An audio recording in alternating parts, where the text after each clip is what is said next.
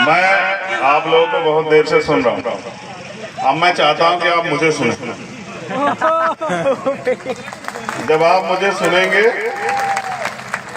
जैसे आज के आयोजक हैं एलडी की टीम, छोटे भाई लबा सुना, उनके साथी, तो टीवी के माध्यम से तो उन्होंने मुझे सुनवाया। आज भी फेसबुक, यूट्यूब, इस पे तो आप मुझे सुन लेते हो, आज तो आमने सामने। मैंने भी यहाँ के बहुत कुछ सीखा। अब मैं आपसे वही बताऊंगा जो मैंने सीखा। तो सर्वप्रथम तो करुणा के सागर तथागत गौतम बुद्ध, संत शिरोमणि सतगुरु रविदास जी महाराज, भगवान वाल्मीकि महाराज, गुरु नानक देव, संत कबीर, गुरु घासीदास, सभी गुरुओं को नमन करते हुए, और क्योंकि समय भी काफी हो गया है, तो फूले साहू अम्बेडकर, आप तीनों महापुरुषों को नमन करते हुए, मेरे गुरु, मेरे आदर्श मान्यवर साहब श्री काशीराम जी को नमन करते हुए, बलांगीर लाठौर की धरती, इस मंच पर उपस्थित उधर दूसरी साइड से छोटे भाई जगजीवन जी, आशीष जी, हमारी महिला मोर्चा के नेता बोध जी, छोटे भाई लबा सुना, यहाँ के प्रदेश अध्यक्ष लंकेश जी, राजकुमार जांगड़े जी जो छत्तीसगढ़ के प्रदेश अध्यक्ष हैं, दिनेश आजाद जी जो उपाध्यक्ष हैं, हमारे रॉक स्टार सिंगर छोटे भाई, बड़ा अच्छा गाते हैं, मैंने आज पहली बार उनको सुना, अच्छा लगा। ये भी साबित हुआ कि हम बहुजन काबिलियत के मोहताज नहीं, उनमें बहुत, बस अवसर मिलने की देन। यहाँ और हमारे रास्ते पर जो एक साथी हैं भीम आर्मी के, मनोज जी, यहाँ उपस्थित तमाम माताएं बहनें, नौजवान साथी, और एलडी और भीम आर्मी की उड़ीसा की पूरी जिम्मेदार टीम, आप सबका बहुत बहुत धन्यवाद, मुझे आपने यहाँ बुलाया। नेता कार्यकर्ताओं से होता है, कार्यकर्ताओं से नेता, कार्यकर्ताओं से नेता होता है, नेता से कार्यकर्ता नहीं होता। जैसे इंसान की रीढ़ की हड्डी उसकी ताकत होती है, ऐसे नेता की ताकत होती है उसके कार्यकर्ता। और हम तो परिवार है भीम आर्मी के लोग। देखो, मैंने उड़ीसा में आकर आज बहुत कुछ सीखा। वहां से यहां तक मैंने 10 बार बाबा साहब को माला चढ़ाई होगी, लेकिन उससे कुछ नहीं बदला। सच बता रहा, आप मेरी बात को गौर करना, आज आपके काम आएगी। क्या पता कोई बात आपके जीवन में आप तब्दील कर दे। एक कहानी से मेरे जीवन में बदलाव हुआ, हो सकता है कि आपके जीवन में हो जाए। मैंने 10 से ज्यादा जगह बाबा साहब के स्टैचू पे माल्यार्पण किया। मैं हर बार सोचता था कि बाबा साहब की स्टैचू आई, अब ये मुझसे कहेंगे चलो माला चढ़ा दो। इस गांव में बाबा साहब दूसरे हैं, पिछले गांव में दूसरे थे, उससे पिछले गांव में तीसरे थे, उससे पिछले गांव में चौथे थे, आते रास्ते 5वें थे। देखो, बाबा साहब को भगवान मत बनाओ। मैं फिर कह रहा हूँ, बाबा साहब ने खुद कहा है, मैं नहीं कह रहा हूँ। बाबा साहब ने कहा मुझे पूजने की नहीं, पढ़ने की जरूरत है। मैं मूर्तियों में नहीं, किताबों में हूँ। जब दिन निकलेगा तो 2 घंटी बजेगी, 1 घंटी मंदिर की और 1 स्कूल की। तय आपको करना है कि आपको किधर जाना है। साथियों, आज हम यहाँ बोध भीमा महोत्सव बना रहे हैं। देखो, मैं सच बताता हूँ, गुलामों का कोई धर्म नहीं होता। आप इस देश में अपने आप को आजाद समझते हैं? नहीं, समझने से नहीं होता है। गुलाम गुलाम होता है, और गुलाम का कोई धर्म नहीं होता। जिसका राज होता है उसका धर्म होता है, और जिसका राज नहीं होता उसका धर्म नहीं होता। मैं कह रहा हूं, कोई बुराई नहीं। मैंने तो आज आपको नाचते हुए भी देखा। नाच तो हम लोग हजारों साल से रहे हैं, दूसरों के शासक के इशारे में हम लोग नाचते हैं। मैंने आपको खूब देखा नाचते हुए। थोड़ी देर की खुशी बना के फिर पूरे 5 साल रोते रहते हो। हमारे हाथ ऐसे फैले हुए, उड़ीसा हो या भारत का कोई कोना, मैं पूरे भारत में जाता हूं। मेरा आपका एक ही रिश्ता है, वो है विचार का रिश्ता, और एक ही रिश्ता है, वो है दर्द का रिश्ता। मैं पूरे देश के किसी कोने में चले जाऊं, हमारी दशा एक जैसी है, हमारी दिशा एक ऐसी है। हम अन्याय सहते हैं, बेरोजगार हैं, गुलाम हैं, जमीन नहीं है, बिजनेस नहीं है, एट्रोसिटी होती है, हम टुकड़ों में बटे हुए हैं। ये सारी समस्या एक जगह बिल्कुल कॉमन है। बस यही मैं उड़िया ना समझता हूँ, कोई फर्क नहीं पड़ता। लेकिन मैं आपकी आंखें जरूर पढ़ता हूँ। आपकी आंखों को देख के मुझे एहसास हो जाता है कि ये बिल्कुल मेरे जैसे हैं। ये भी पीड़ित है और मैं भी पीड़ित हूँ, और पीड़ित पीड़ित भाई भाई। तो आपका मेरा दर्द का रिश्ता है। देखो, पहले व्यवस्था में हम लोग को नचाया गया गुलाम बना के, और आज हम लोग खुद नाच रहे हैं। मैं नाचने के प्रोफेशन को गलत नहीं कह रहा हूँ, खूब नाचना चाहिए, लेकिन आप ये तो सोचो, जिस समाज को आज भी मंदिरों में जाने की, घोड़ी पे बैठने की, स्वाभिमान सम्मान से जीने की, मूछे रखने की आजादी ना हो, वो नाचता वो कहाँ अच्छा लगता है। थोड़ी देर के लिए अगर कुछ भी हो जाओगे, फिर सुबह का अखबार पढ़ोगे तो क्या मिलेगा पढ़ने को आपको कि आज उस बहन के साथ अन्याय हो गया। अभी मैंने यही बैठे ट्वीट किया, मेरे पास खबर आई यूपी से कि कन्नौज में 10 साल की बच्ची का रेप हुआ, सामूहिक रेप, उसकी हत्या कर दी गई। उसकी मां चिल्ला रही थी। मैं यहाँ खुशी मनाता कहाँ अच्छा लगता हूँ। अभी लखनऊ में एक प्रोफेसर को पीट दिया, कारण क्या था कि उन्होंने एक वॉल्यूम को उन्होंने जो है कोट कर दिया। दिल्ली में एक प्रोफेसर है हमारे, उन्होंने कुछ लिख दिया था, उनके खिलाफ मुकदमा कर दिया, उनके पूरे परिवार को धमकी दे रहे हैं। ऐसे में आपका ये चंद्रशेखर आजाद हंसता हुआ कहाँ अच्छा लगता है। जिसका समाज रो रहा हो, जिसका समाज भूख से टूट रहा हो, जिनकी आंखें तरस गई हो कि कभी तो उनकी जिंदगी बदले, उनका बेटा, उनका भाई, उनका दोस्त हंसता हुआ कहाँ अच्छा लगता है। नहीं, हंसना अच्छी बात है, लेकिन मैं तब हंसूंगा जब इस समाज की दशा और दिशा बदल जाएगी, तभी हंसूंगा। उससे पहले हंसना जो है वो इस समाज के साथ धोखा हो। थोड़ी देर की खुशी में हम लोग भूल जाते हैं। मैं जब आया यहाँ और मैंने देखा कि जोश तो बहुत है, अगर इस जोश को हमने दिशा दे दी और ये तैयार हो गया, तो मैं विश्वास से कहता हूँ कि वो दिन दूर नहीं कि जब भारत में बाबा साहब अम्बेडकर के सपनों का जो है ना राज आ जाएगा। वो दिन दूर नहीं है। देखो, उड़ीसा हो या छत्तीसगढ़, कर्नाटक हो या केरल, और महाराष्ट्र हो या यूपी या हो जम्मू कश्मीर, सब जगह बाबा साहब अम्बेडकर एक ही बात, एक ही विचार देके गए हैं कि उठो, जागो, शिक्षित बनो, संगठित बनो, संघर्ष करो। और क्या बोध बीमा महोत्सव बनाने वाले लोग जानते हैं, जैसे मैंने कहा था कि गुलामों का धर्म नहीं होता, गुलामों का जिनका राज नहीं होता उनका धर्म नहीं होता, तो तथागत बुद्ध इस धरती में पैदा हुए भारत की, और उनका जो धर्म जो दुनिया में गया, आज चाइना बुद्धिस्ट कंट्री है, जापान बुद्धिस्ट कंट्री है, उत्तर कोरिया बुद्धिस्ट कंट्री है, 18 से ज्यादा बुद्धिस्ट कंट्री है। भारत में वो लोग संख्यक क्यों है? आपने कभी सोचा? कभी आपने नोटिस किया कि जो धर्म भारत से दुनिया में गया और उस धर्म को मानने वाले लोग पूरी दुनिया में जो है ताकतवर बन रहे हैं। बताओ, चाइना का मुकाबला नहीं कर पा रहा है कोई।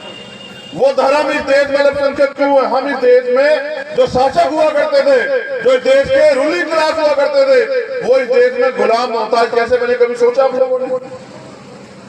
साथियों, चिंतन करना पड़ेगा, और खाली चिंतन से काम नहीं चलेगा, खाली चिंता से काम नहीं चलेगा।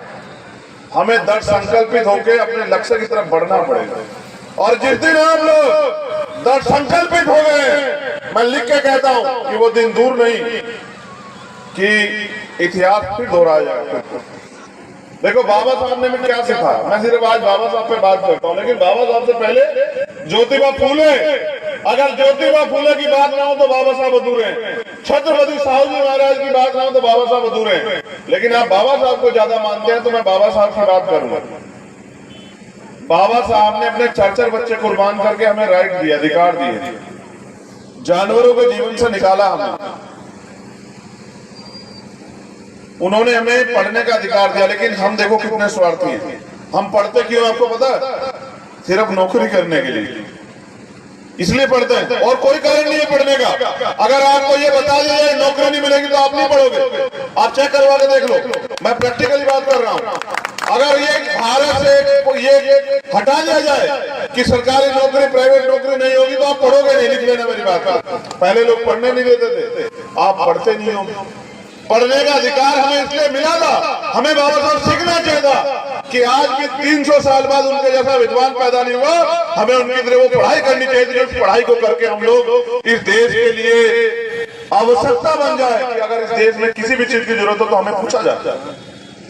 बाबा साहब नौकरी के लिए थोड़े पढ़े, नौकरियां तो उनके आगे पीछे घूम रही थी, वो तो ज्ञान के लिए पढ़े, और जब पढ़े तभी तो इतनी सारी वॉल्यूम लिखी। उनकी किताबें क्रांति प्रतिक्रांति पढ़ के तो देखना, इलेक्शन ऑफ कास्ट पढ़ के तो देखना, तभी तो पता लगेगा असल क्या है। ज्योतिबा फुले ने गुलामगिरी लिखी, पढ़ के तो देखना। जब तक आप अपने महापुरुषों को पढ़ोगे नहीं तो उनके विचारों पर कैसे चलोगे। फिर हम लोग जैसा मैंने कहा कि पढ़ाई किस लिए करते हैं, नौकरी के लिए, और नौकरी किस लिए करते हैं, पेट के लिए। क्या समाज के लिए भी नौकरी करते हैं हम लोग? 1% लोग नहीं निकाल सकते इस भीड़ से।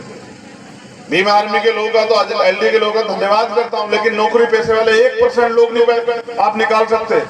जो नौकरी समाज के लिए करते हो वो नौकरी अपने पेट के और अपने परिवार के लिए करते हैं। अगर पेट और परिवार से अलग उन्होंने नौकरी का 10% हिस्सा समाज को आगे बढ़ाने में लगाया होता तो आज समाज की दिशा थोड़ा ही होती। हमें अपने अंदर आकलन करना चाहिए कि हम पढ़ाई क्यों करते हैं, नौकरी के लिए, और नौकरी क्यों करते हैं क्योंकि हम पे अधिकार नहीं है, हम पे सुविधाएं नहीं कि सुविधाएं मिल जाए। हम समाज के लिए थोड़ा ही करते हैं। हम राजनीति भी तो करते हैं किसके लिए? अपने लिए।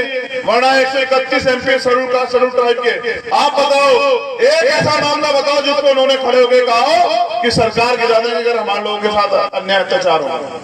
क्यों नहीं कहा? क्योंकि वो भी नौकरी है, वो अपने मालिक की नौकरी इसलिए कर रहे हैं कि उनका घर चलता रहे, उनके पास पैसे आ जाए, और सब कुछ अपने लिए कर रहे हैं। तो समाज में कैसे बदलाव होगा बताओ? समाज ये सोचता रहता है, समाज भी बड़ा जिद्दी किस्म का हो गया है। वो सोच रहा है कि कोई रहबर आएगा, महापुरुष आएगा, आगे हमारी जिंदगी बदलेगा। मैं कह रहा हूं कि मरने के बाद भी कंधे, जब आदमी जाता है ना मरने के बाद, तो 4 कंधों की जरूरत पड़ती है। जीते जी तो अपने सहारे जियो, कुछ तो करके दिखाओ, कुछ तो आगे बात बढ़ाओ। बाबा साहब भी सोचते होंगे, और उन्होंने कहा था कि बड़ी मुश्किल से मैं इस कारवा को यहाँ तक लेके आ पाया हूँ, अगर आप इसे आगे नहीं ले जा सकते तो पीछे मत जाने दो। आज देखो कारवा कहाँ चला गया। मुझे खुशी तो इस बात की होती है कि नौजवानों ने बाबा साहब का मिशन आगे बढ़ाने का सपना तय कर लिया है, वो लोग लग चुके हैं। लेकिन जिन लोगों के पास साधन संसाधन आगे, वो कम से कम उनकी मदद तो करें, तभी तो आंदोलन आगे बढ़ेगा। भाई ये जो नौजवान युवा जोश तैयार हो गया, इसको ब्रेन देने का काम हमारा पढ़ा लिखा अधिकारी कर्मचारी करे तो सही, तभी तो आंदोलन आगे बढ़ेगा। ये हम किसके भरोसे बैठे हैं? देखो 3 तरह के लोग होते हैं। एक वो लोग जो सोए हुए लोग होते हैं, सोया हुआ और मरा हुआ एक समान होता है। ऐसे बहुत सारे लोग हैं जो रोटी कपड़ा मकान के लिए जीते हैं, और भारत में उनकी संख्या 100 करोड़ से ज्यादा है, जिनका एक ही सुबह उठ के एक ही काम है कि रोटी मिल जाए, कपड़ा मिल जाए, मकान मिल जाए। दूसरे लोग वो होते हैं जो घुटनों के बल चलते हैं। जो आज के हमारे अधिकारी कर्मचारी लोग हैं, वो बेचारे घुटनों के बल इसलिए हैं कि सरकार को उनकी गर्दन ना दिख जाए समाज का कुछ काम करते हुए। वो थोड़ा सा संसाधन जो आरक्षण की वजह से उनको मिल गया, वो उसमें खुश हैं। लेकिन तीसरे लोग होते हैं जो आंख से आंख मिला के बात करते हैं। बस मैं तो आप में वो जज्बा देखना चाहता हूं कि आप आंख से आंख मिला के बात करें और हवाओं को बता दो कि वो दिन चले गए।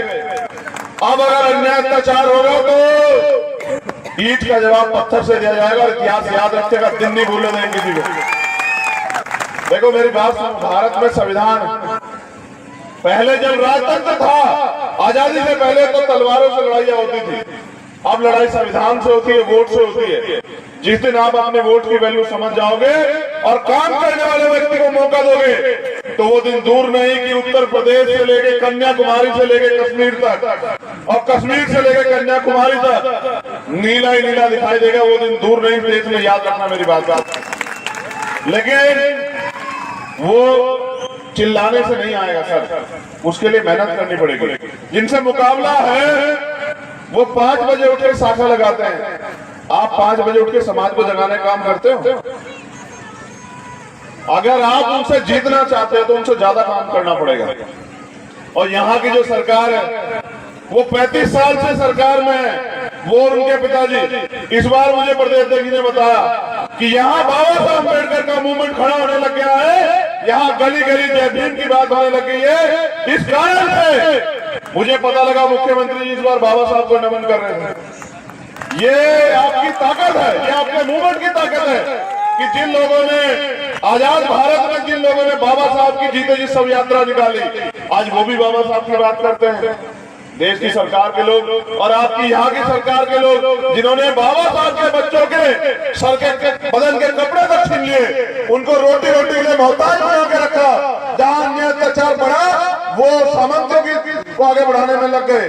आज वो भी बाबा साहब की बात कर रहे हैं, तो वो बाबा साहब की बात आपको छलने के लिए कर रहे हैं। आप लोग बाबा साहब की बात समाज को आगे बढ़ाने के लिए करो, तो मुझे आशा विश्वास है कि वो दिन दूर नहीं कि हमारी जिंदगी बदल जाएगी। और अगर आप ये सोचते हैं कि आपकी जिंदगी बदलने के लिए कोई और आएगा, तो ये आपकी गलतफहमी है। भाई मैं वहां से कहा आने वाला, आपको तो अपने यहाँ चंद्रशेखर पैदा करने पड़ेंगे, और कहीं तो इस मंच पे है। जिस दिन आप उनमें चंद्रशेखर को देख लोगे और उनका साथ में लग जाओगे, मैं पूरे विश्वास के साथ कहता हूँ कि 95-90% आबादी बहुजन समाज की है उड़ीसा में। जिस बहुजन समाज को शासक समाज होना चाहिए था, वो मोहताज समाज, निठल्ला समाज, निकम्मा समाज, उसका हाथ ऐसे ऐसे है कि वो अपनी ताकत को नहीं जाना है। जिन लोगों को आपसे मांगना चाहिए था कि भाई हमें रोटी रोजगार दे दो, हमें जमीन दे दो, हमें सम्मान दे दो, आज उनके आगे आपके हाथ फैले हुए, इसका एकमात्र कारण ये है कि आप अपनी ताकत को समझे नहीं। बाबा साहब अम्बेडकर ने कहा, जाओ अपने घर की दीवारों पर लिख दो कि हम इस देश के शासक हैं। बाबा साहब के साथ खड़े हुए लोग हंसने लग गए कि बाबा साहब कैसी बात कर रहे हैं, हमारे तो घर ही नहीं है। बाबा साहब कह रहे दीवारों पे लिख दो, जब घर नहीं, दीवारें नहीं तो लिखेंगे कहां? बाबा साहब ने कहा चिंता मत करो, मैंने संविधान में व्यवस्था कर दी है, एक समय वो आएगा आपके पास घर भी होगा और आप मालिक भी होंगे, मगर जब मालिक बन जाओगे तो समाज को मत भूलना। आज मैं फिर आपसे यही कह रहा हूं कि फैसला तो आपको आज नहीं तो कल लेना पड़ेगा। अगर आप ये सोचते हैं कि ये कमजोर जो गरीब लोग ये गुलाम हो जाएंगे, तो मेरा चैलेंज है आप लोगों को कि सबसे पहली बार आप लोग की आएगी जो अधिकारी कर्मचारी बना बैठा। याद रखना मेरी बात, उनकी नजर इन पे नहीं है, ये तो कल भी मर रहे थे, आज मरी, उनकी नजर उन पे है जो बाबा साहब अम्बेडकर के संविधान के वजह थोड़े से आर्थिक रूप से मजबूत हो गए, और वो ये वर्ग नहीं जो पीछे बैठे। मेरा इशारा आप लोग समझ रहे हैं। आप देखो जबरन रिटायरमेंट कराए जा रहे हैं, और जब आग लग चुकी है ना, तो वो यहाँ तक भी आएगी। याद रखना मेरी बात, वो उड़ीसा तक भी आएगी। अगर आपने फैसला नहीं लिया, बताओ ये सरकार वर्तमान की केंद्र की सरकार एक एक करके सब कुछ बेच रही है। कल सारा सरकार सिस्टम प्राइवेट हो जाएगा। जब प्राइवेट हो जाएगा तो आरक्षण व्यवस्था खत्म हो जाएगी। जब आरक्षण व्यवस्था खत्म हो जाएगी तो आपको कुर्सी कौन दे रहा है साहब? आप कौन से गलत फहमी के लोग आपको कुर्सी देंगे? जो आज आपको बराबर में बैठना नहीं देते, जो आपका हाथ का छुआ पानी नहीं पीते, वो आपको अधिकार देंगे? गलत फहमी में हम लोग। अभी भी समय, जाग जाइए, अभी भी समय है कि खड़े हो जाइए, मिशन मूवमेंट को शुरू कर दीजिए, लोगों को जगाना शुरू कर दीजिए। अगर आप इसमें देरी करेंगे तो कल आपको भी भुगतना पड़ेगा। मैं अपनी बात को खत्म करने से पहले आपको एक तरीका बता रहा हूं कि आंदोलन फेल क्यों हुआ पिछले वाला, और हम लोग अब तक क्यों नहीं जो है इस गुलामी को काट पाए। अगर मेरी बात आपको समझ में आई तो इसको जाके प्रैक्टिकली प्रयोग करना। आधी आबादी आंदोलन चला रही है। कितनी आबादी? आधी आबादी, और आधी आबादी घर में अंधविश्वास पाखंडवाद को बढ़ावा दे रही है। जब तक हमारे आंदोलन में बराबर की हिस्सेदारी में माताएं बहनें शामिल नहीं होगी, तब तक हम लोग इस देश में सफल नहीं हो सकते। मेरी बात को आप लोग याद रखना। दूसरों को जगाने से बेहतर, गांव-गांव चिल्लाने से जाके बेहतर अपने अपने घर से अंधविश्वास पाखंडवाद को निकालने का काम करो, और बाबा साहब के संविधान को स्थापित करने का काम करो, अपने लोगों को पढ़ाने का काम करो, और जो भाईचारा कायम होना चाहिए उसको करने का काम करो। अपने अहंकार को त्यागो, फिर देखो मूवमेंट कैसे आगे बढ़ जाती है। जो लोग काम कर रहे हैं उनका साथ दो, या फिर आओ मैदान में आप काम करो, हम आपका साथ देने को तैयार है।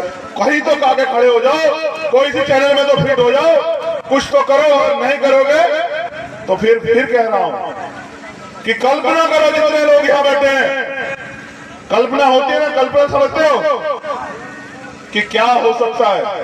सोचो भारत संविधान खत्म हो जाएगा, सोचो भारत संविधान हट गया, आप कल्पना करो आप कहां हो?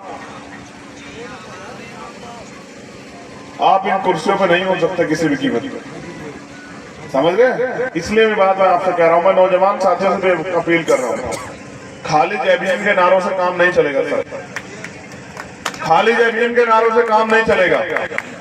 अपने आप को अनुशासित बनाओ, और अपने महापुरुषों को पढ़ो। मैं आपको गुरु मंत्र बता रहा हूँ आज।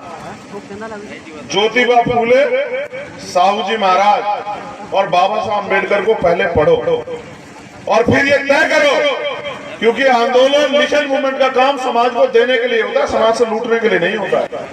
फिर ये तय करो कि आपको इस समाज को लूटना है या इस समाज को कुछ देना है। और अगर मैं गारंटी से कहता हूं, अगर 10 लोग आपने उड़ीसा में तैयार करके मूवमेंट के मुझे दे दिए, मैं उड़ीसा की धरती पे नीला झंडा जो है ना आपके सहयोग से गाड़ दूंगा, मेरा वादा आपको। सो नहीं चाहिए। बकरे का काम, बकरे का एक ही काम होता है, उसकी बलि दी जाती है, शेरों की बलि दी जाती है। 100 लोग नीचे, 10 लोग चाहिए बस ईमानदार, 10 लोग ईमानदार जो समाज के लिए कुछ करके दिखाना चाहते हो। और आपकी जवानी का फायदा क्या होगा बताओ, जो समाज के काम नहीं आएगी। भाई जानवर भी अपने लिए जिएगा और आप भी अपने लिए जियोगे तो क्या फायदा। मैंने बहुत दिन पहले सुना था संत गाडगे जी महाराज क्या कह गए कि अगर इस दुनिया में आने के बाद आप सम्मान नहीं कमा पाए तो आप में और जानवर में कोई फर्क नहीं। तो ये चेहरे पर दासी इसलिए कि 85 सोया हुआ, जिस दिन ये बहुजन जाग जाएगा उस दिन चोर लुटेरा भाग जाएगा। बहुत बहुत धन्यवाद। मैं दोबारा से एलजे की टीम का, भीम आर्मी टीम का धन्यवाद देता हूं। लेकिन याद रखो, इतिहास खुद को दोहराता है। मैं एक आशा आपको देके जा रहा हूं कि बाबा साहब अम्बेडकर ने कहा था, आप मानते हैं बाबा साहब झूठ नहीं कह सकते? बताओ पहले, हाथ उठा के बताओ जो लोग मानते हैं बाबा साहब ने सच कहा होगा, हाथ उठाओ। 100% सच। तुम्हें शक है बाबा साहब पे?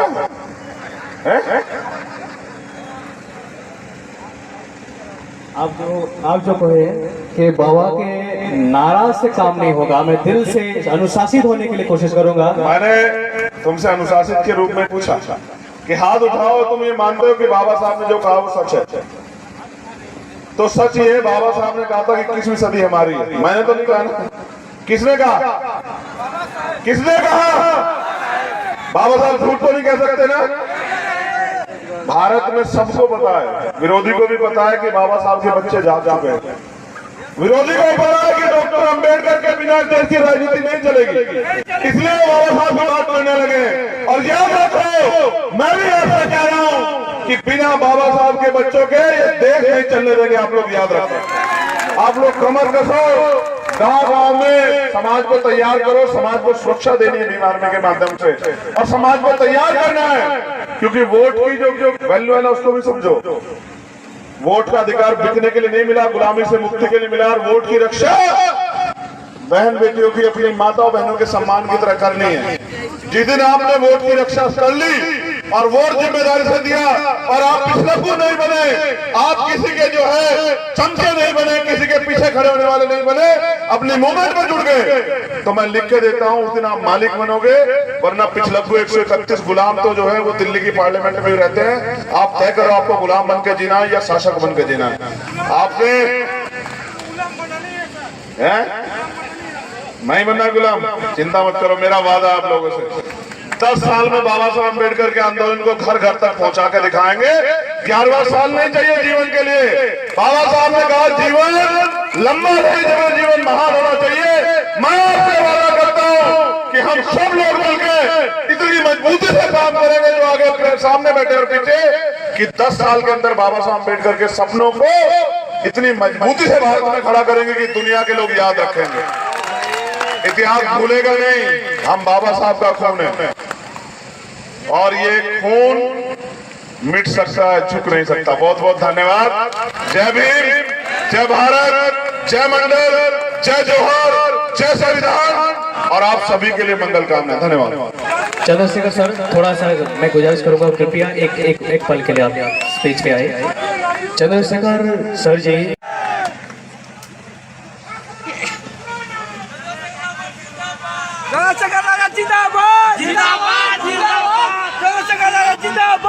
मैं आप लोगों को बहुत देर से सुन रहा हूँ, अब मैं चाहता हूँ कि आप मुझे सुनें। जब आप मुझे सुनेंगे,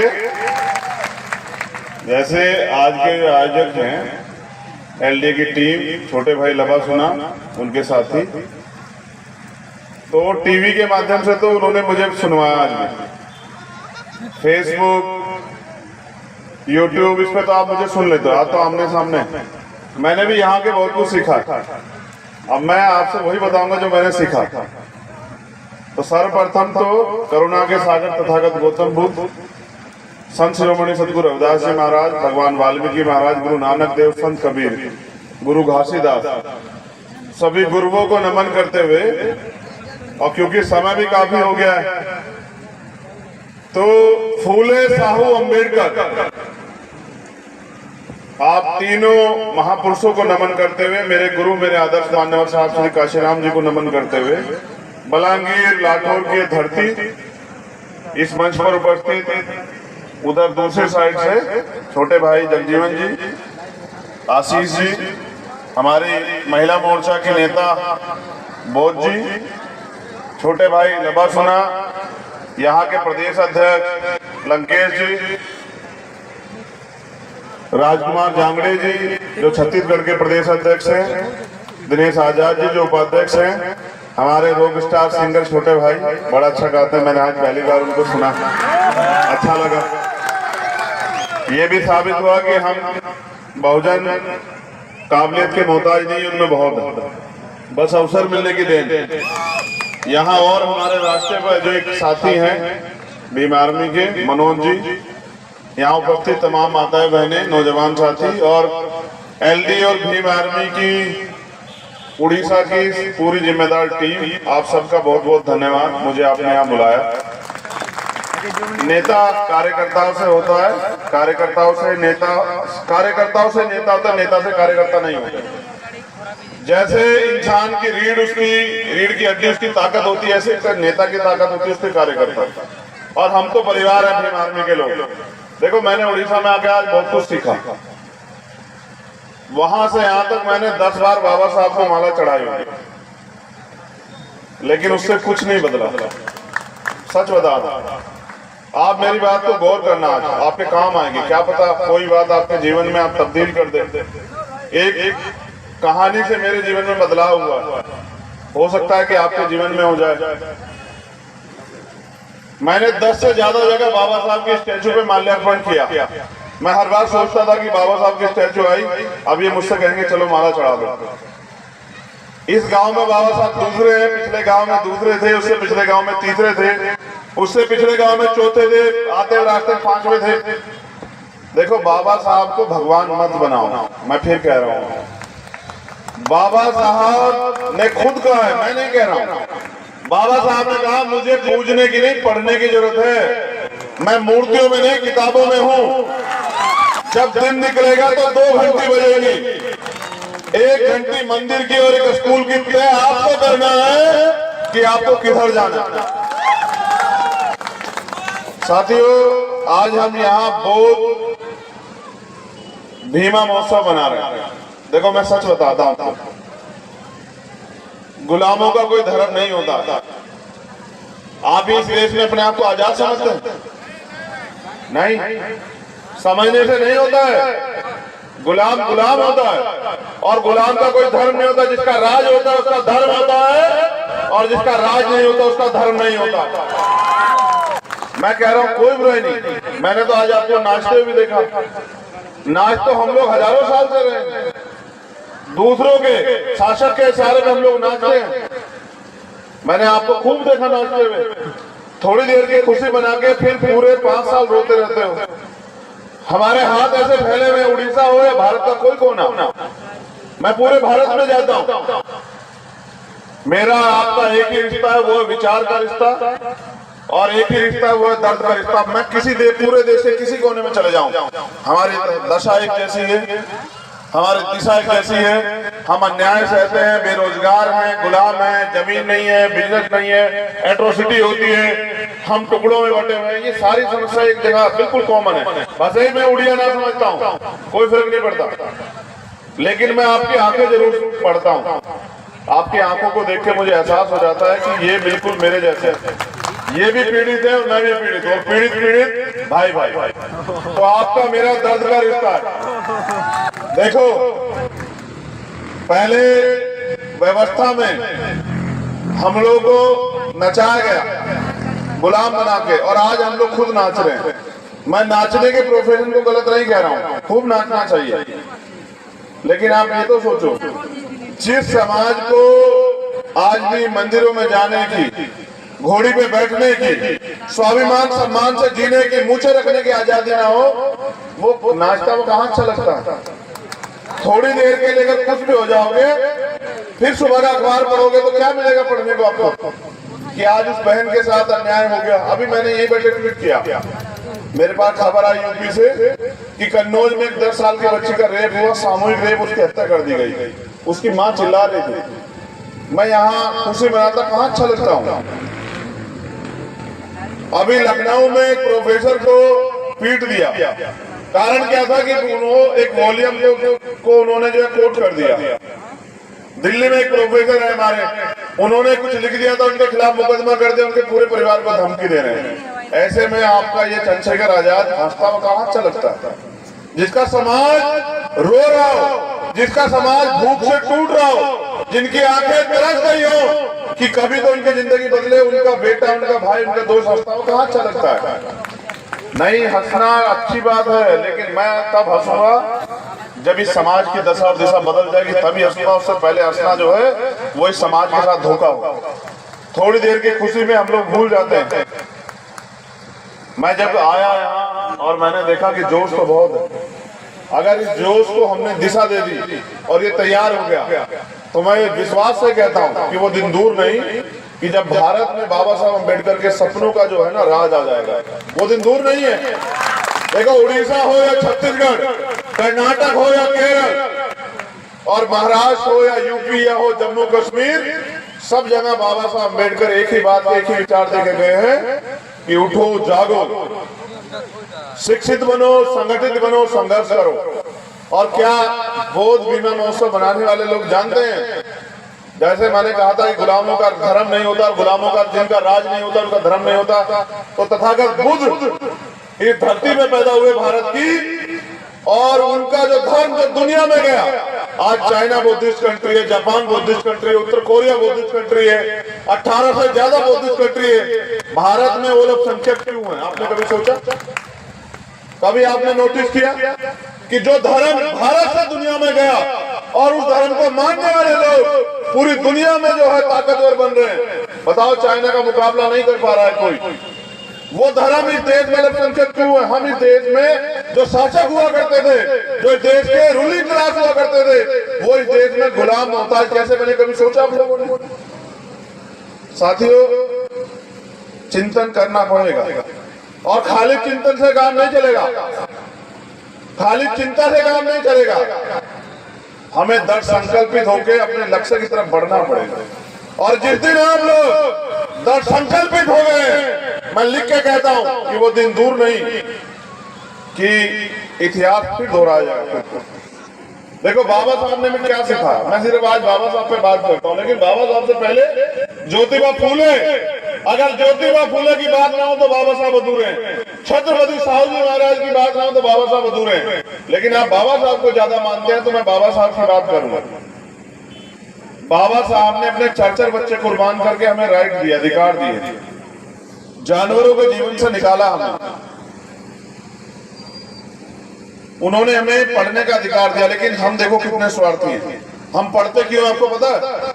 सिर्फ नौकरी करने के लिए, इसलिए पढ़ते हैं, और कोई कारण नहीं है पढ़ने का।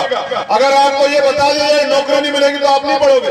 आप चेक करवा के देख लो, मैं प्रैक्टिकली बात कर रहा हूँ। अगर ये भारत से ये हटा दिया जाए कि सरकारी नौकरी, प्राइवेट नौकरी नहीं होगी तो आप पढ़ोगे नहीं। लिख लेना मेरी बात। पहले लोग पढ़ने नहीं देते थे, आप पढ़ते नहीं हो। पढ़ने का अधिकार हमें इसलिए मिला था, हमें बाबा साहब सीखना चाहिए था कि आज भी 300 साल बाद उनके जैसा विद्वान पैदा नहीं हुआ।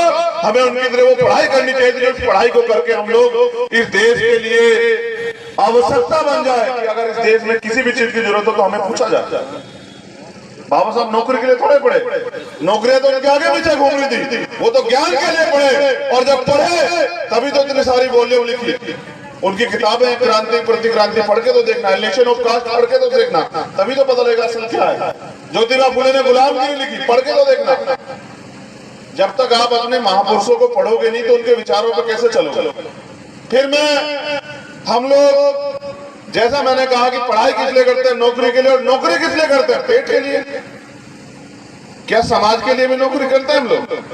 1% लोग नहीं निकाल सकते इस भीड़ से। भीम आर्मी के लोगों का तो आज एलडी के लोगों का धन्यवाद करता हूं, लेकिन नौकरी पेशे वाले 1% लोग नहीं आप निकाल सकते। जो नौकरी समाज के लिए करते हो वो नौकरी अपने पेट के और अपने परिवार के लिए करते हैं। अगर पेट और परिवार से अलग उन्होंने नौकरी का 10% हिस्सा समाज को आगे बढ़ाने में लगाया होता तो आज समाज की दिशा थोड़ा ही होती। हमें अपने अंदर आकलन करना चाहिए कि हम पढ़ाई क्यों करते हैं नौकरी के लिए, और नौकरी क्यों करते हैं क्योंकि हम पे अधिकार नहीं है, हम पे सुविधाएं नहीं कि सुविधाएं मिल जाए। हम समाज के लिए थोड़ा ही करते हैं। हम राजनीति भी तो करते हैं किसके लिए? अपने लिए।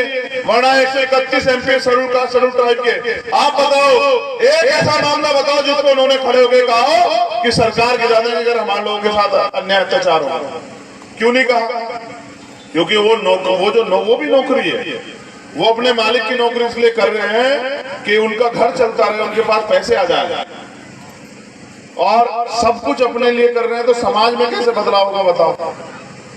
समाज ये सोचता रहता है, समाज भी बड़ा जिद्दी किस्म का हो गया है। वो सोच रहा है कि कोई रहबर आएगा, महापुरुष आएगा, आगे हमारी जिंदगी बदलेगा। मैं कह रहा हूं कि मरने के बाद भी कंधे, जब आदमी जाता है ना मरने के बाद, तो 4 कंधों की जरूरत पड़ती है। जीते जी तो अपने सहारे जियो, कुछ तो करके दिखाओ, कुछ तो आगे बात बढ़ाओ। बाबा साहब भी सोचते होंगे, और उन्होंने कहा था कि बड़ी मुश्किल से मैं इस कारवा को यहाँ तक लेके आ पाया हूँ, अगर आप इसे आगे नहीं ले जा सकते तो पीछे मत जाने दो। आज देखो कारवा कहाँ चला गया।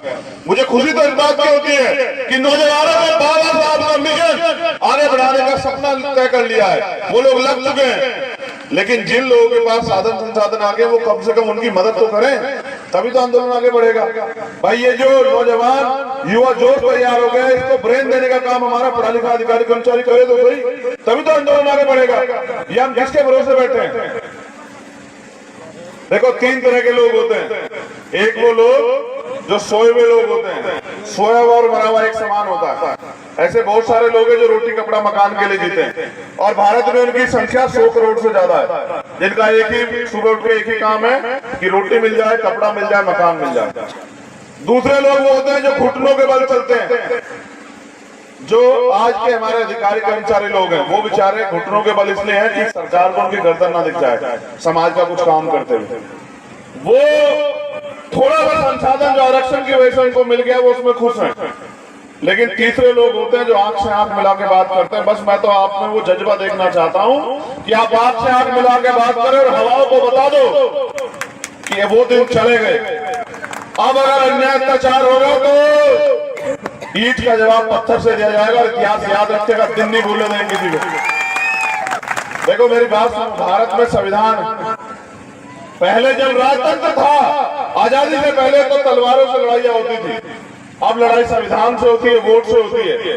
जिस दिन आप अपने वोट की वैल्यू समझ जाओगे और काम करने वाले व्यक्ति को मौका दोगे, तो वो दिन दूर नहीं कि उत्तर प्रदेश से लेके कन्याकुमारी से लेके कश्मीर तक, और कश्मीर से लेके कन्याकुमारी तक नीला ही नीला दिखाई देगा। वो दिन दूर नहीं, देश में याद रखना मेरी बात।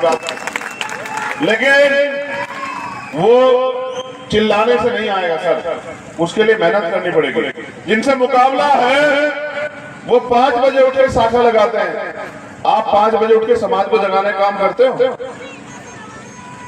अगर आप उनसे जीतना चाहते हो तो उनसे ज्यादा काम करना पड़ेगा।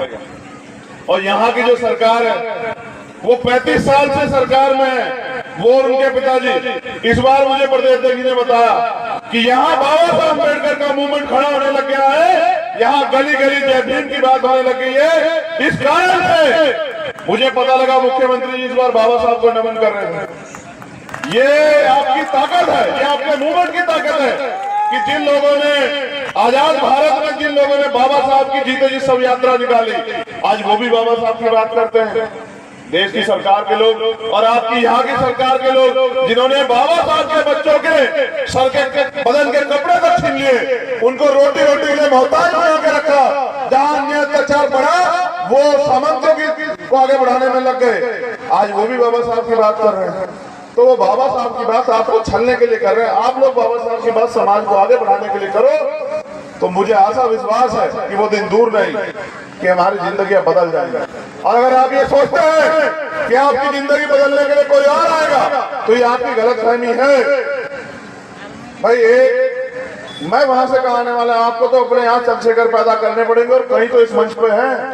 जिस दिन आप उनमें चंद्रशेखर को देख लोगे और उनका साथ देने लग जाओगे, मैं पूरे विश्वास के साथ कहता हूं कि 95-90% आबादी बहुजन समाज की है उड़ीसा में। जिस बहुजन समाज को शासक समाज होना चाहिए था, वो मोहताज समाज, निठल्ला समाज, निकम्मा समाज, उसका हाथ ऐसे ऐसे है कि वो अपनी ताकत को नहीं जाना है। जिन लोगों को आपसे मांगना चाहिए था कि भाई हमें रोटी रोजगार दे दो, हमें जमीन दे दो, हमें सम्मान दे दो, आज उनके आगे आपके हाथ फैले हुए, इसका एकमात्र कारण ये है कि आप अपनी ताकत को समझे नहीं। बाबा साहब अम्बेडकर ने कहा, जाओ अपनी घर की दीवारों पर लिख दो कि हम इस देश के शासक हैं। बाबा साहब के साथ खड़े हुए लोग हंसने लग गए कि बाबा साहब कैसी बात कर रहे हैं, हमारे तो घर ही नहीं है।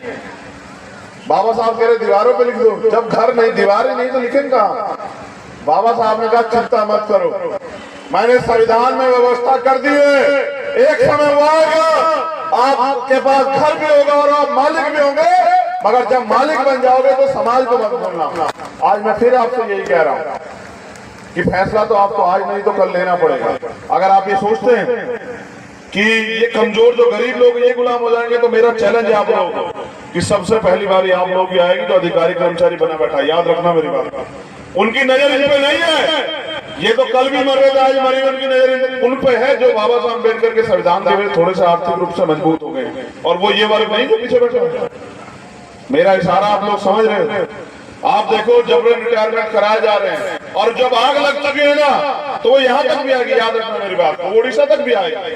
अगर आपने फैसला नहीं लिया, बताओ ये सरकार वर्तमान की केंद्र की सरकार एक एक करके सब कुछ बेच रही है। कल सारा सरकार सिस्टम प्राइवेट हो जाएगा। जब प्राइवेट हो जाएगा तो आरक्षण व्यवस्था खत्म हो जाएगी। जब आरक्षण व्यवस्था खत्म हो जाएगी तो आपको कुर्सी कौन दे रहा है साहब? आप कौन से गलत फहमियों के लोग आपको कुर्सी देंगे? जो आज आपके बराबर में बैठना नहीं देते, जो आपका हाथ का छुआ पानी नहीं पीते, वो आपको अधिकार देंगे? गलत फहमी में हम लोग। अभी भी समय, जाग जाइए, अभी भी समय है कि खड़े हो जाइए, मिशन मूवमेंट को शुरू कर दीजिए, लोगों को जगाना शुरू कर दीजिए। अगर आप इसमें देरी करेंगे तो कल आपको भी भुगतना पड़ेगा। मैं अपनी बात को खत्म करने से पहले आपको एक तरीका बता रहा हूं कि आंदोलन फेल क्यों हुआ पिछले वाला, और हम लोग अब तक क्यों नहीं जो है इस गुलामी को काट पाए। अगर मेरी बात आपको समझ में आई तो इसको जाके प्रैक्टिकली प्रयोग करना। आधी आबादी आंदोलन चला रही है। कितनी आबादी? आधी आबादी, और आधी आबादी घर में अंधविश्वास पाखंडवाद को बढ़ावा दे रही है। जब तक हमारे आंदोलन में बराबर की हिस्सेदारी में माताएं बहनें शामिल नहीं होगी, तब तक हम लोग इस देश में सफल नहीं हो सकते। मेरी बात को आप लोग याद रखना। दूसरों को जगाने से बेहतर, गांव-गांव चिल्लाने से जाके बेहतर अपने अपने घर से अंधविश्वास पाखंडवाद को निकालने का काम करो, और बाबा साहब के संविधान को स्थापित करने का काम करो, अपने लोगों को पढ़ाने का काम करो, और जो भाईचारा कायम होना चाहिए उसको करने का काम करो। अपने अहंकार को त्यागो, फिर देखो मूवमेंट कैसे आगे बढ़ जाती है। जो लोग काम कर रहे हैं उनका साथ दो, या फिर आओ मैदान में आप काम करो, हम आपका साथ देने को तैयार है। कहीं तो आगे खड़े हो जाओ, कोई सी चैनल में तो फिट हो जाओ, कुछ तो करो। अगर नहीं करोगे तो फिर कह रहा हूं कि कल्पना करो, जितने लोग यहाँ बैठे हैं, कल्पना होती है ना, कल्पना समझते हो कि क्या हो सकता है? सोचो भारत संविधान खत्म हो जाएगा, सोचो भारत संविधान हट गया, आप कल्पना करो आप कहां हो?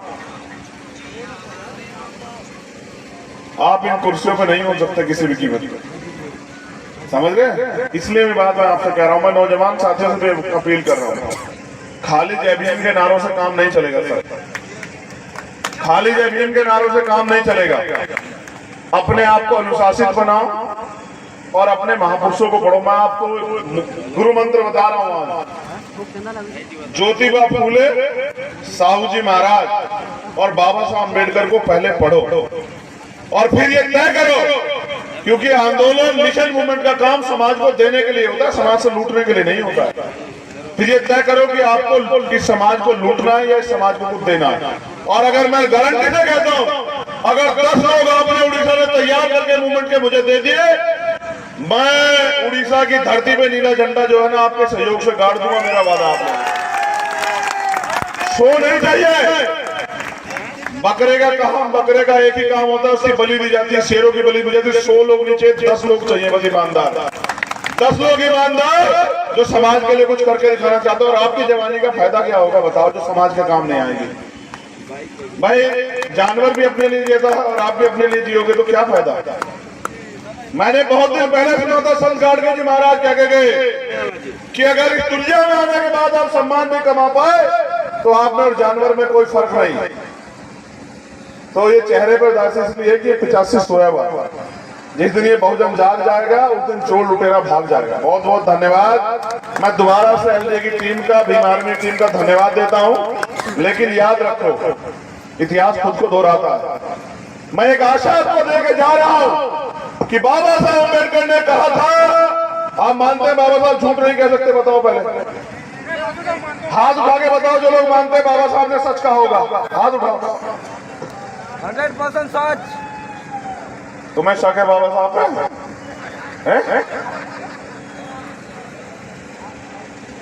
आप जो कहे कि बाबा के नाराज से काम नहीं होगा, मैं दिल से अनुशासित होने के लिए कोशिश करूंगा। मैंने तुमसे अनुशासित के रूप में पूछा कि हाथ उठाओ, तुम ये मानते हो कि बाबा साहब ने जो कहा वो सच है? तो सच ये है, बाबा साहब ने कहा था कि 21वीं सदी हमारी है। मैंने तो नहीं कहा ना। किसने कहा? किसने कहा? बाबा साहब झूठ तो नहीं कह सकते ना। भारत में सबको पता है, विरोधी को भी पता है कि बाबा साहब के बच्चे जा चुके हैं। विरोधी को पता है कि डॉक्टर अंबेडकर के बिना देश की राजनीति नहीं चलेगी, इसलिए बाबा साहब की बात करने लगे। और याद रखो, मैं भी ऐसा कह रहा हूं कि बिना बाबा साहब के बच्चों के ये देश नहीं चलने देंगे। आप लोग याद रखो, आप लोग कमर कसो, गांव में समाज को तैयार करो। समाज को सुरक्षा देनी है भीम आर्मी के माध्यम से, और समाज को तैयार करना है, क्योंकि वोट की जो वैल्यू है ना उसको भी समझो। वोट का अधिकार बिकने के लिए नहीं मिला, गुलामी से मुक्ति के लिए मिला। और वोट की रक्षा बहन बेटियों की, अपनी माता और बहनों के सम्मान की तरह करनी है।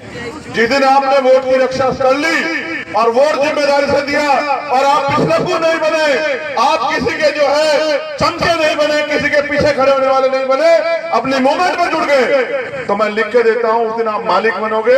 वरना पिछलकू 131 गुलाम तो जो है वो दिल्ली की पार्लियामेंट में ही रहते हैं। आप तय करो आपको गुलाम बन के जीना है या शासक बन के जीना है। आपने नहीं बनना गुलाम, चिंता मत करो, मेरा वादा आप लोगों से। 10 साल में बाबा साहब अम्बेडकर के आंदोलन को घर घर तक पहुंचा के दिखाएंगे। 11वां साल नहीं चाहिए जीवन के लिए। बाबा साहब ने कहा जीवन लंबा नहीं, जीवन महान होना चाहिए। मैं आपसे वादा करता हूं कि हम सब लोग मिलकर इतनी मजबूती से काम करेंगे, जो आगे सामने बैठे और पीछे, कि 10 साल के अंदर बाबा साहब अम्बेडकर के सपनों को इतनी मजबूती से भारत में खड़ा करेंगे कि दुनिया के लोग याद रखेंगे। इतिहास भूलेगा नहीं, हम बाबा साहब का खून है, और ये खून मिट सकता है, झुक नहीं सकता। बहुत बहुत धन्यवाद। जय भीम, जय भारत, जय मंडल, जय जोहर, जय संविधान, और आप सभी के लिए मंगल कामना। धन्यवाद। चंद्रशेखर सर, थोड़ा सा मैं गुजारिश करूंगा, कृपया एक पल के लिए आप स्टेज पे आए। चंद्रशेखर सर जी,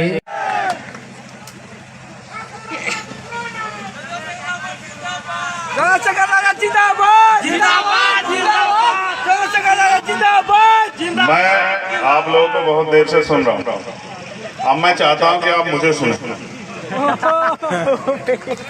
जब आप मुझे सुनेंगे, जैसे आज के आयोजक हैं एलडी की टीम, छोटे भाई लबा सुना, उनके साथी, तो टीवी के माध्यम से तो उन्होंने मुझे सुनवाया। आज भी फेसबुक, यूट्यूब, इस पे तो आप मुझे सुन लेते हो, आज तो आमने सामने। मैंने भी यहाँ के बहुत कुछ सीखा। अब मैं आपसे वही बताऊंगा जो मैंने सीखा।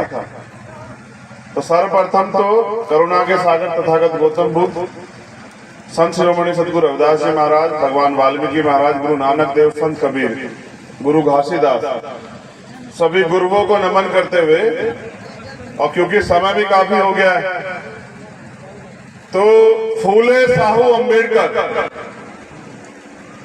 आप तीनों महापुरुषों को नमन करते हुए, मेरे गुरु, मेरे आदर्श मान्यवर साहब श्री काशीराम जी को नमन करते हुए, बलांगीर लाठौर की धरती, इस मंच पर उपस्थित उधर दूसरी साइड से छोटे भाई जगजीवन जी, आशीष जी, हमारी महिला मोर्चा के नेता बोध जी, छोटे भाई लबासुना, यहाँ के प्रदेश अध्यक्ष लंकेश जी,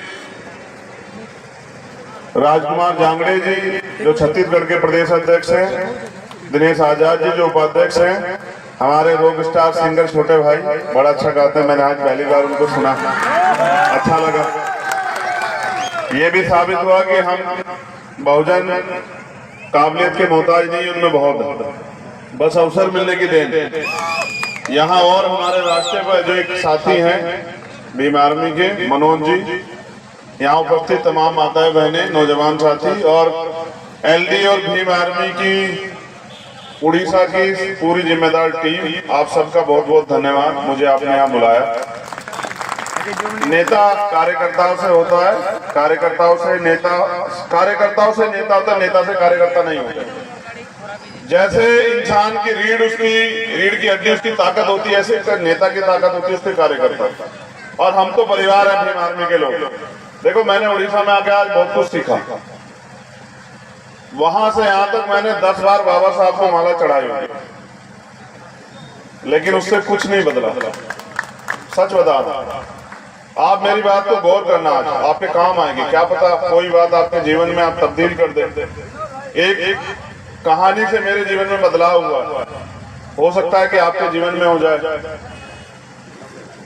मैंने 10 से ज्यादा जगह बाबा साहब के स्टैचू पे माल्यार्पण किया। मैं हर बार सोचता था कि बाबा साहब की स्टैचू आई, अब ये मुझसे कहेंगे चलो माला चढ़ा दो। इस गांव में बाबा साहब दूसरे हैं, पिछले गांव में दूसरे थे, उससे पिछले गांव में तीसरे थे, उससे पिछले गांव में चौथे थे, आते रास्ते 5वें थे। देखो बाबा साहब को भगवान मत बनाओ, मैं फिर कह रहा हूँ, बाबा साहब ने खुद कहा है, मैं नहीं कह रहा हूँ। बाबा साहब ने कहा मुझे पूजने की नहीं पढ़ने की जरूरत है, मैं मूर्तियों में नहीं किताबों में हूँ। जब दिन निकलेगा तो 2 घंटी बजेगी, 1 घंटी मंदिर की और 1 स्कूल की। तय आपको करना है कि आपको किधर जाना है। साथियों आज हम यहाँ बोध भीमा महोत्सव बना रहे हैं। देखो मैं सच बताता हूँ, गुलामों का कोई धर्म नहीं होता। आप इस देश में अपने आप को आजाद समझते हैं? नहीं, समझने से नहीं होता है। गुलाम गुलाम होता है, और गुलाम का कोई धर्म नहीं होता। जिसका राज होता है उसका धर्म होता है, और जिसका राज नहीं होता उसका धर्म नहीं होता। मैं कह रहा हूँ कोई बुराई नहीं। मैंने तो आज आपको नाचते हुए भी देखा। नाच तो हम लोग हजारों साल से रहे हैं, दूसरों के शासक के इशारे में हम लोग नाचते हैं। मैंने आपको खूब देखा नाचते हुए। थोड़ी देर की खुशी बना के फिर पूरे 5 साल रोते रहते हो। हमारे हाथ ऐसे फैले हुए, उड़ीसा हो या भारत का कोई कोना, मैं पूरे भारत में जाता हूँ। मेरा आपका एक ही रिश्ता है, वो विचार का रिश्ता, और एक ही रिश्ता है वो दर्द का रिश्ता। मैं किसी पूरे देश के किसी कोने में चले जाऊं, हमारी दशा एक जैसी है, हमारी दिशा एक जैसी है। हम अन्याय सहते हैं, बेरोजगार हैं, गुलाम हैं, जमीन नहीं है, बिजनेस नहीं है, एट्रोसिटी होती है, हम टुकड़ों में बटे हुए हैं। ये सारी समस्या एक जगह बिल्कुल कॉमन है। बस यही मैं उड़िया ना समझता हूँ, कोई फर्क नहीं पड़ता। लेकिन मैं आपकी आंखें जरूर पढ़ता हूँ। आपकी आंखों को देख के मुझे एहसास हो जाता है कि ये बिल्कुल मेरे जैसे हैं। ये भी पीड़ित है और मैं भी पीड़ित हूँ, और पीड़ित भाई भाई। तो आपका मेरा दर्द का रिश्ता है। देखो पहले व्यवस्था में हम लोग को नचाया गया गुलाम बना के, और आज हम लोग खुद नाच रहे हैं। मैं नाचने के प्रोफेशन को गलत नहीं कह रहा हूँ, खूब नाचना चाहिए। लेकिन आप ये तो सोचो, जिस समाज को आज भी मंदिरों में जाने की, घोड़ी पे बैठने की, स्वाभिमान सम्मान से जीने की, मूछे रखने की आजादी ना हो, वो नाचता वो कहाँ अच्छा लगता है।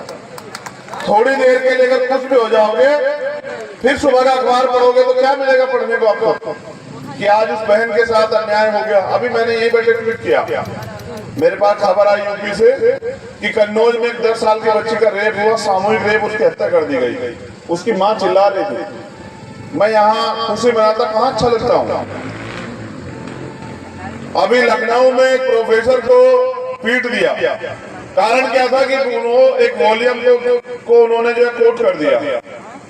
दिल्ली में एक प्रोफेसर है हमारे, उन्होंने कुछ लिख दिया था, उनके खिलाफ मुकदमा कर दिया, उनके पूरे परिवार को धमकी दे रहे हैं। ऐसे में आपका ये चंद्रशेखर आजाद हंसता हुआ कहाँ अच्छा लगता है? जिसका समाज रो रहा हो, जिसका समाज भूख से टूट रहा हो, जिनकी आंखें तरस गई हो कि कभी तो उनकी जिंदगी बदले, उनका बेटा, उनका भाई, उनका दोस्त हंसता हो, कहाँ अच्छा लगता है? नहीं, हंसना अच्छी बात है, लेकिन मैं तब हंसूंगा जब इस समाज की दशा और दिशा बदल जाएगी, तभी हंसूंगा। उससे पहले हंसना जो है वो इस समाज के साथ धोखा हो। थोड़ी देर की खुशी में हम लोग भूल जाते हैं। मैं जब आया यहाँ और मैंने देखा कि जोश तो बहुत है, अगर इस जोश को हमने दिशा दे दी और ये तैयार हो गया, तो मैं विश्वास से कहता हूँ कि वो दिन दूर नहीं कि जब भारत में बाबा साहब अम्बेडकर के सपनों का जो है ना राज आ जाएगा। वो दिन दूर नहीं है।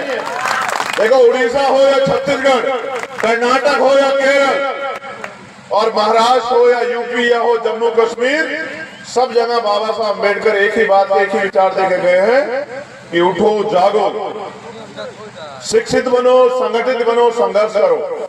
और क्या बौद्ध भीमा महोत्सव बनाने वाले लोग जानते हैं, जैसे मैंने कहा था कि गुलामों का धर्म नहीं होता और गुलामों का जिनका राज नहीं होता उनका धर्म नहीं होता, तो तथागत बुद्ध इस धरती में पैदा हुए भारत की, और उनका जो धर्म जो दुनिया में गया, आज चाइना बुद्धिस्ट कंट्री है, जापान बुद्धिस्ट कंट्री है, उत्तर कोरिया बुद्धिस्ट कंट्री है, 18 से ज्यादा बुद्धिस्ट कंट्री है।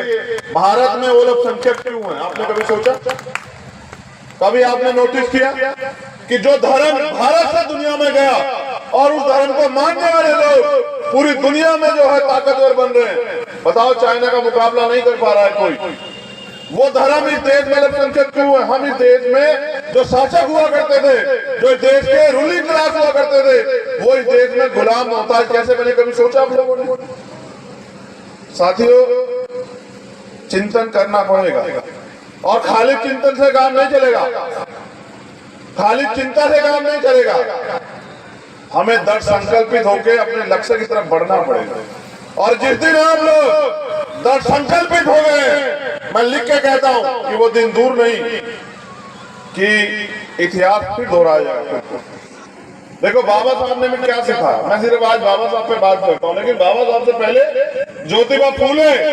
अगर ज्योतिबा फूले की बात ना हो तो बाबा साहब अधूरे हैं। छत्रपति साहू जी महाराज की बात ना हो तो बाबा साहब अधूरे हैं। लेकिन आप बाबा साहब को ज्यादा मानते हैं तो मैं बाबा साहब की बात करूंगा। बाबा साहब ने अपने 4 बच्चे कुर्बान करके हमें राइट दिए, अधिकार दिए, जानवरों को जीवन से निकाला हमें। उन्होंने हमें पढ़ने का अधिकार दिया, लेकिन हम देखो कितने स्वार्थी हैं। हम पढ़ते क्यों आपको पता है? सिर्फ नौकरी करने के लिए, इसलिए पढ़ते हैं, और कोई कारण नहीं है पढ़ने का। अगर आपको ये बता दिया जाए नौकरी नहीं मिलेगी तो आप नहीं पढ़ोगे। आप चेक करवा के देख लो, मैं प्रैक्टिकली बात कर रहा हूँ। अगर ये भारत से ये हटा दिया जाए कि सरकारी नौकरी, प्राइवेट नौकरी नहीं होगी, तो आप पढ़ोगे नहीं। लिख लेना मेरी बात। पहले लोग पढ़ने नहीं देते थे, आप पढ़ते नहीं हो। पढ़ने का अधिकार हमें इसलिए मिला था, हमें बाबा साहब सीखना चाहिए था कि आज भी 300 साल बाद उनके जैसा विद्वान पैदा नहीं हुआ। हमें उनकी तरह वो पढ़ाई करनी चाहिए थी, उस पढ़ाई को करके हम लोग इस देश के लिए आवश्यकता बन जाए कि अगर इस देश में किसी भी चीज की जरूरत हो तो हमें पूछा जाए।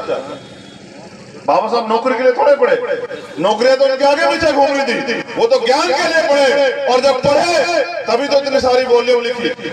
उनकी किताबें क्रांति प्रतिक्रांति पढ़ के तो देखना, इलेक्शन ऑफ कास्ट पढ़ के तो देखना, तभी तो पता लगेगा असल क्या है। ज्योतिबा फूले ने गुलामगिरी लिखी, पढ़ के तो देखना। जब तक आप अपने महापुरुषों को पढ़ोगे नहीं तो उनके विचारों पर कैसे चलोगे? फिर हम लोग, जैसा मैंने कहा कि पढ़ाई किस लिए करते हैं? नौकरी के लिए। और नौकरी किस लिए करते हैं? पेट के लिए। क्या समाज के लिए भी नौकरी करते हैं हम लोग? 1% लोग नहीं निकाल सकते इस भीड़ से। भीम आर्मी के लोगों का तो आज एलडी के लोगों का धन्यवाद करता हूं, लेकिन नौकरी पेशे वाले 1% लोग नहीं आप निकाल सकते। जो नौकरी समाज के लिए करते हो वो नौकरी अपने पेट के और अपने परिवार के लिए करते हैं। अगर पेट और परिवार से अलग उन्होंने नौकरी का 10% हिस्सा समाज को आगे बढ़ाने में लगाया होता तो आज समाज की दिशा थोड़ा ही होती। हमें अपने अंदर आकलन करना चाहिए कि हम पढ़ाई क्यों करते हैं? नौकरी के लिए। और नौकरी क्यों करते हैं? क्योंकि हम पे अधिकार नहीं है, हम पे सुविधाएं नहीं कि सुविधाएं मिल जाए। हम समाज के लिए थोड़ा ही करते हैं, हम राजनीति भी तो करते हैं किसके लिए? अपने लिए। वरना 131 MP शेड्यूल ट्राइब के, आप बताओ एक ऐसा मामला बताओ जिसको उन्होंने खड़े होकर कहा हो कि सरकार की जाने अगर हमारे लोगों के साथ अन्याय अत्याचार हो, क्यों नहीं कहा? क्योंकि वो भी नौकरी है, वो अपने मालिक की नौकरी इसलिए कर रहे हैं कि उनका घर चलता रहे, उनके पास पैसे आ जाए, और सब कुछ अपने लिए कर रहे हैं। तो समाज में कैसे बदलाव होगा बताओ? समाज ये सोचता रहता है, समाज भी बड़ा जिद्दी किस्म का हो गया है। वो सोच रहा है कि कोई रहबर आएगा, महापुरुष आएगा, आगे हमारी जिंदगी बदलेगा। मैं कह रहा हूं कि मरने के बाद भी कंधे, जब आदमी जाता है ना मरने के बाद, तो 4 कंधों की जरूरत पड़ती है। जीते जी तो अपने सहारे जियो, कुछ तो करके दिखाओ, कुछ तो आगे बात बढ़ाओ। बाबा साहब भी सोचते होंगे, और उन्होंने कहा था कि बड़ी मुश्किल से मैं इस कारवा को यहाँ तक लेके आ पाया हूँ, अगर आप इसे आगे नहीं ले जा सकते तो पीछे मत जाने दो। आज देखो कारवा कहाँ चला गया। मुझे खुशी तो इस बात की होती है कि नौजवानों ने बाबा साहब का मिशन आगे बढ़ाने का सपना तय कर लिया है, वो लोग लग चुके हैं। लेकिन जिन लोगों के पास साधन संसाधन आगे, वो कम से कम उनकी मदद तो करें, तभी तो आंदोलन आगे बढ़ेगा। भाई ये जो नौजवान युवा जोश तैयार हो गए, इसको ब्रेन देने का काम हमारा पढ़ा लिखा अधिकारी कर्मचारी करे तो सही, तभी तो आंदोलन आगे बढ़ेगा। ये हम किसके भरोसे बैठे हैं? देखो 3 तरह के लोग होते हैं। एक वो लोग जो सोए हुए लोग होते हैं, सोया हुआ और मरा हुआ एक समान होता है। ऐसे बहुत सारे लोग हैं जो रोटी कपड़ा मकान के लिए जीते हैं, और भारत में उनकी संख्या 100 करोड़ से ज्यादा है, जिनका एक ही सुबह उठ के एक ही काम है कि रोटी मिल जाए, कपड़ा मिल जाए, मकान मिल जाए। दूसरे लोग वो होते हैं जो घुटनों के बल चलते हैं। जो आज के हमारे अधिकारी कर्मचारी लोग हैं, वो बेचारे घुटनों के बल इसलिए हैं कि सरकार को उनकी गर्दन ना दिख जाए समाज का कुछ काम करते हुए। वो थोड़ा सा संसाधन जो आरक्षण की वजह से उनको मिल गया, वो उसमें खुश हैं। लेकिन तीसरे लोग होते हैं जो आंख से आंख मिला के बात करते हैं। बस मैं तो आप में वो जज्बा देखना चाहता हूं कि आप आंख से आंख मिला के बात करें और हवाओं को बता दो कि वो दिन चले गए। अब अगर अन्याय अत्याचार होगा तो ईंट का जवाब पत्थर से दिया जाएगा, और इतिहास याद रखेगा, दिन नहीं भूलने देंगे किसी को। देखो मेरी बात सुनो, भारत में संविधान, पहले जब राजतंत्र था, आजादी से पहले तो तलवारों से लड़ाइयां होती थी। अब लड़ाई संविधान से होती है, वोट से होती है। जिस दिन आप अपने वोट की वैल्यू समझ जाओगे और काम करने वाले व्यक्ति को मौका दोगे, तो वो दिन दूर नहीं कि उत्तर प्रदेश से लेके कन्याकुमारी से लेके कश्मीर तक, और कश्मीर से लेके कन्याकुमारी तक नीला ही नीला दिखाई देगा। वो दिन दूर नहीं, देश में, याद रखना मेरी बात। लेकिन वो चिल्लाने से नहीं आएगा सर, उसके लिए मेहनत करनी पड़ेगी। जिनसे मुकाबला है वो 5 बजे उठ के शाखा लगाते हैं, आप 5 बजे उठ के समाज को जगाने का काम करते हो। अगर आप उनसे जीतना चाहते हो तो उनसे ज्यादा काम करना पड़ेगा। और यहाँ की जो सरकार है वो 35 साल से सरकार में है, वो और उनके पिताजी। इस बार मुझे प्रदेश अध्यक्ष ने बताया कि यहाँ बाबा साहब अम्बेडकर का मूवमेंट खड़ा होने लग गया है, यहाँ गली गली जय भीम की बात होने लग गई है। इस कारण से मुझे पता लगा मुख्यमंत्री जी इस बार बाबा साहब को नमन कर रहे थे। ये आपकी ताकत है, ये आपके मूवमेंट की ताकत है कि जिन लोगों ने आजाद भारत में, जिन लोगों ने बाबा साहब की जीते जी सब यात्रा निकाली, आज वो भी बाबा साहब की बात करते हैं। देश की सरकार के लोग और आपकी यहाँ की सरकार के लोग जिन्होंने बाबा साहब के बच्चों के सर के बदन के कपड़े तक छीन लिए, उनको रोटी रोटी के लिए मोहताज बना के रखा। जहाँ अन्याय अत्याचार बढ़ा वो सामंतों को आगे बढ़ाने में लग गए, आज वो भी बाबा साहब की बात कर रहे हैं। तो वो बाबा साहब की बात आपको छलने के लिए कर रहे हैं। आप लोग बाबा साहब की बात समाज को आगे बढ़ाने के लिए करो, तो मुझे आशा विश्वास है कि वो दिन दूर नहीं कि हमारी जिंदगी बदल जाएगी। और अगर आप ये सोचते हैं कि आपकी जिंदगी बदलने के लिए कोई और आएगा, तो ये आपकी गलतफहमी है। भाई मैं वहां से कहा आने वाला, आपको तो अपने यहाँ चंद्रशेखर पैदा करने पड़ेंगे, और कहीं तो इस मंच पे है। जिस दिन आप उनमें चंद्रशेखर को देख लोगे और उनका साथ देने लग जाओगे, मैं पूरे विश्वास के साथ कहता हूँ कि 95-90% आबादी बहुजन समाज की है उड़ीसा में। जिस बहुजन समाज को शासक समाज होना चाहिए था, वो मोहताज समाज, निठल्ला समाज, निकम्मा समाज, उसका हाथ ऐसे इसलिए है कि वो अपनी ताकत को नहीं जाना है। जिन लोगों को आपसे मांगना चाहिए था कि भाई हमें रोटी रोजगार दे दो, हमें जमीन दे दो, हमें सम्मान दे दो। आज उनके आगे आपके हाथ फैले हुए, इसका एकमात्र कारण ये है कि आप अपनी ताकत को समझे नहीं। बाबा साहब अम्बेडकर ने कहा, जाओ अपनी घर की दीवारों पर लिख दो कि हम इस देश के शासक हैं। बाबा साहब के साथ खड़े हुए लोग हंसने लग गए कि बाबा साहब कैसी बात कर रहे हैं, हमारे तो घर ही नहीं है। बाबा साहब कह रहे दीवारों पे लिख दो। जब घर नहीं, दीवार ही नहीं तो लिखेंगे कहां? बाबा साहब ने कहा चिंता मत करो, मैंने संविधान में व्यवस्था कर दी है, एक समय वो आएगा आपके पास घर भी होगा और आप मालिक भी होंगे, मगर जब मालिक बन जाओगे तो समाज को मत भूलना। आज मैं फिर आपसे यही कह रहा हूं कि फैसला तो आपको आज नहीं तो कल लेना पड़ेगा।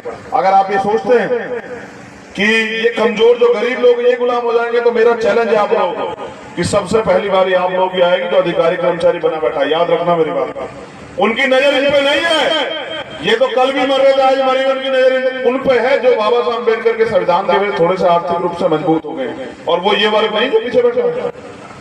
मेरा इशारा आप लोग समझ रहे हो? आप देखो जबरन रिटायरमेंट कराए जा रहे हैं, और जब आग लग लगेगा तो वो यहाँ तक भी आएगी। याद रखना मेरी बात, वो उड़ीसा तक भी आएगी। अगर आपने फैसला नहीं लिया, बताओ ये सरकार वर्तमान की केंद्र की सरकार एक एक करके सब कुछ बेच रही है। कल सारा सरकार सिस्टम प्राइवेट हो जाएगा। जब प्राइवेट हो जाएगा तो आरक्षण व्यवस्था खत्म हो जाएगी। जब आरक्षण व्यवस्था खत्म हो जाएगी तो आपको कुर्सी कौन दे रहा है साहब? आप कौन से गलत फहमियों के लोग आपको कुर्सी देंगे? जो आज आपको बराबर में बैठना नहीं देते, जो आपका हाथ का छुआ पानी नहीं पीते, वो आपको अधिकार देंगे? गलत फहमी में आप लोग। अभी भी समय, जाग जाइए, अभी भी समय है कि खड़े हो जाइए, मिशन मूवमेंट को शुरू कर दीजिए, लोगों को जगाना शुरू कर दीजिए। अगर आप इसमें देरी करेंगे तो कल आपको भी भुगतना पड़ेगा। मैं अपनी बात को खत्म करने से पहले आपको एक तरीका बता रहा हूं कि आंदोलन फेल क्यों हुआ पिछले वाला, और हम लोग अब तक क्यों नहीं जो है इस गुलामी को काट पाए। अगर मेरी बात आपको समझ में आई तो इसको जाके प्रैक्टिकली प्रयोग करना। आधी आबादी आंदोलन चला रही है। कितनी आबादी? आधी आबादी, और आधी आबादी घर में अंधविश्वास पाखंडवाद को बढ़ावा दे रही है। जब तक हमारे आंदोलन में बराबर की हिस्सेदारी में माताएं बहनें शामिल नहीं होगी, तब तक हम लोग इस देश में सफल नहीं हो सकते। मेरी बात को आप लोग याद रखना। दूसरों को जगाने से बेहतर, गांव-गांव चिल्लाने से जाके बेहतर अपने अपने घर से अंधविश्वास पाखंडवाद को निकालने का काम करो, और बाबा साहब के संविधान को स्थापित करने का काम करो, अपने लोगों को पढ़ाने का काम करो, और जो भाईचारा कायम होना चाहिए उसको करने का काम करो। अपने अहंकार को त्यागो, फिर देखो मूवमेंट कैसे आगे बढ़ जाती है। जो लोग काम कर रहे हैं उनका साथ दो, या फिर आओ मैदान में आप काम करो, हम आपका साथ देने को तैयार है। कहीं तो आगे खड़े हो जाओ, कोई सी चैनल में तो फिट हो जाओ, कुछ तो करो। अगर नहीं करोगे तो फिर कह रहा हूं कि कल्पना करो, जितने लोग यहाँ बैठे हैं, कल्पना होती है ना, कल्पना समझते हो कि क्या हो सकता है? सोचो भारत संविधान खत्म हो जाएगा, सोचो भारत संविधान हट गया, आप कल्पना करो आप कहां हो? आप इन कुर्सियों पे नहीं हो सकते किसी भी कीमत पर, समझ गए? इसलिए मैं बात आपसे कह रहा हूं, मैं नौजवान साथियों से अपील कर रहा हूं, खाली जय भीम के नारों से काम नहीं चलेगा सर, खाली जय भीम के नारों से काम नहीं चलेगा। अपने आप को अनुशासित बनाओ और अपने महापुरुषों को पढ़ो। मैं आपको गुरु मंत्र बता रहा हूं, ज्योतिबा फूले, साहू जी महाराज और बाबा साहब अम्बेडकर को पहले पढ़ो, और फिर ये तय करो, क्योंकि आंदोलन मिशन मूवमेंट का काम समाज को देने के लिए होता है, समाज से लूटने के लिए नहीं होता है। फिर ये तय करो कि आपको इस समाज को लूटना है या इस समाज को कुछ देना है। और अगर मैं गारंटी से कहता हूं, अगर 10 लोग आपने उड़ीसा में तैयार करके मूवमेंट के मुझे दे दिए, मैं उड़ीसा की धरती पे नीला झंडा जो है ना आपके सहयोग से गाड़ दूंगा, मेरा वादा आपने। सो नहीं चाहिए, बकरे का काम, बकरे का एक ही काम होता है, उसकी बलि दी जाती है, शेरों की बलि दी जाती है। 100 लोग नीचे, 10 लोग चाहिए बस ईमानदार, 10 लोग ईमानदार जो समाज के लिए कुछ करके दिखाना चाहते हो। और आपकी जवानी का फायदा क्या होगा बताओ, जो समाज के काम नहीं आएगी? भाई जानवर भी अपने लिए जीता है और आप भी अपने लिए जियोगे तो क्या फायदा? मैंने बहुत दिन पहले सुना था संत गाडगे जी महाराज क्या कह गए कि अगर इस दुनिया में आने के बाद आप सम्मान नहीं कमा पाए तो आप में और जानवर में कोई फर्क नहीं। तो ये चेहरे पर उदासी इसलिए कि 85 सोया हुआ। जिस दिन ये बहुजन जाग जाएगा उस दिन चोर लुटेरा भाग जाएगा। बहुत बहुत धन्यवाद। मैं दोबारा से एलजे की टीम का, भीम आर्मी टीम का धन्यवाद देता हूं। लेकिन याद रखो, इतिहास खुद को दोहराता है। मैं एक आशा आपको देके जा रहा हूं कि बाबा साहब अम्बेडकर ने कहा था, आप मानते हैं बाबा साहब झूठ नहीं कह सकते? बताओ पहले, हाथ उठा के बताओ जो लोग मानते हैं बाबा साहब ने सच कहा होगा, हाथ उठाओ। 100% सच। तुम्हें शक है बाबा साहब पे? हैं? आप जो कहे कि बाबा के नारा से काम नहीं होगा, मैं दिल से अनुशासित होने के लिए कोशिश करूंगा। मैंने तुमसे अनुशासित के रूप में पूछा कि हाथ उठाओ, तुम ये मानते हो कि बाबा साहब ने जो कहा वो सच है? तो सच ये है, बाबा साहब ने कहा था कि 21वीं सदी हमारी है। मैंने तो नहीं कहा ना। किसने कहा?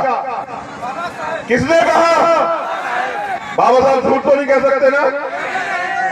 भारत में सबको पता है, विरोधी को भी पता है कि बाबा साहब के बच्चे जाग चुके हैं। विरोधी को पता है कि डॉक्टर अंबेडकर के बिना देश की राजनीति नहीं चलेगी, इसलिए वो बाबा साहब की बात करने लगे। और याद रखो, मैं भी ऐसा कह रहा हूं कि बिना बाबा साहब के बच्चों के ये देश नहीं चलने देंगे। आप लोग याद रखो, आप लोग कमर कसो, गांव में समाज को तैयार करो। समाज को सुरक्षा देनी है भीम आर्मी के माध्यम से, और समाज को तैयार करना है, क्योंकि वोट की जो वैल्यू है ना उसको भी समझो।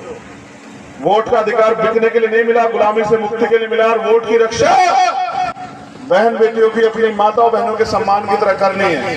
जिस दिन आपने वोट की रक्षा कर ली और वोट जिम्मेदारी से दिया, और आप पिछलकू नहीं बने, आप किसी के जो है चमचे नहीं बने, किसी के पीछे खड़े होने वाले नहीं बने, अपनी मूवमेंट में जुड़ गए, तो मैं लिख के देता हूं उस दिन आप मालिक बनोगे। वरना पिछलकू 131 गुलाम तो जो है वो दिल्ली की पार्लियामेंट में भी रहते हैं। आप तय करो आपको गुलाम बन के जीना है या शासक बन के जीना है।